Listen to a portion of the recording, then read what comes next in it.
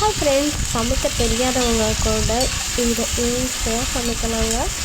இதை நான் வீடியோ எடுக்கிறதுக்கு மறந்துட்டேன். ஆனால் இதில் என்னென்ன சேர்த்துருக்கேன்னு உங்களுக்காக சொல்கிறேன்.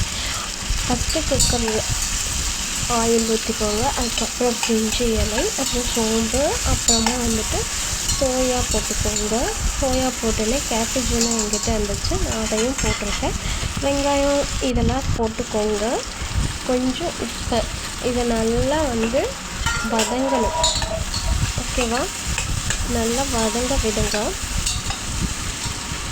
அப்புறமா மிளகுத்தூள், கொஞ்சம் உப்பு போட்டோன்னே அந்த கேப்சிகம், அந்த கொடை மிளகாய் நல்லா சுருங்கி வரும்.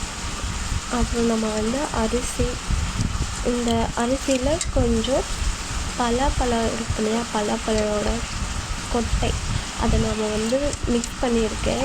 ஏன்னா கடையில் ஒரு 50 ரூபாய்க்கு வாங்கிட்டு வந்தேன்னா அந்த 2 பழம் தானே கொடுக்குறாங்க. அதில் வர விதைகளை நம்ம என்ன பண்ணுறது, அதனால் எடுத்து வச்சிருந்து இந்த மாதிரி நம்ம சாப்பாடு செய்யும்போது கலந்து விட்டுற வேண்டியது தான். அப்புறம் இது நல்லா வதங்கினதுக்கப்புறமா கொஞ்சமாக கலருக்காக மிளகாத்தூள் சேர்த்துக்கோங்க. லைட்டாக கலருக்காக மட்டும்தான் நான் சொல்கிறேன். சோயா நீங்கள் ஊற வைக்க தேவையில்லை. எண்ணெயில் டைரெக்டாக போட்டிங்கன்னா அந்த எண்ணெயிலே நல்லா வெந்துடும்.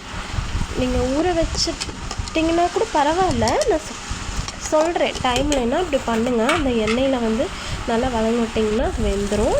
அப்புறம் தக்காளி, இஞ்சி, பூண்டு நான் இடித்து தான் போட்டிருக்கேன். உங்களுக்கு வேணும்னா பூண்டை நீங்கள் அது கூடயே மிக்ஸ் பண்ணி அரைச்சிக்கோங்க. பூண்டு, இஞ்சி, தக்காளி இதெல்லாம் அரைச்சி மிக்ஸ் பண்ணிடுங்க.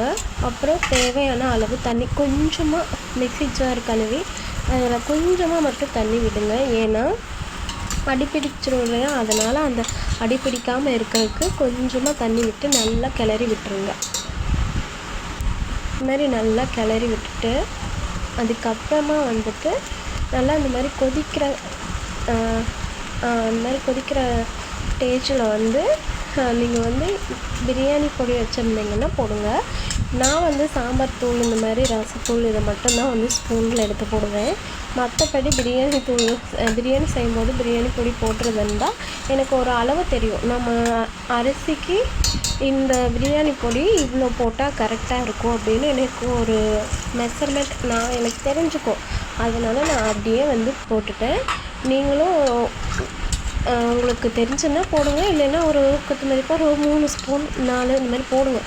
ஓகேவா? போட்டு விட்டுட்டு நல்லா உங்களுக்கு தேவையான அரிசிக்கு தேவையான தண்ணியை ஊற்றி அதை நல்லா கிளறி விட்டுட்டு உப்பெல்லாம் கரெக்டாக இருக்கான்னு பார்த்துக்கோங்க. ஏன்னா நம்ம அந்த கொடமிளகா வேகிறதுக்கு நம்ம முதல்ல உப்பு கொஞ்சம் போட்டிருக்கோம் இல்லையா, அதனால் மறுபடியும் கொஞ்சம் பார்த்துட்டு வேணும்னா தேவைப்பட்டால் போட்டுக்கோங்க.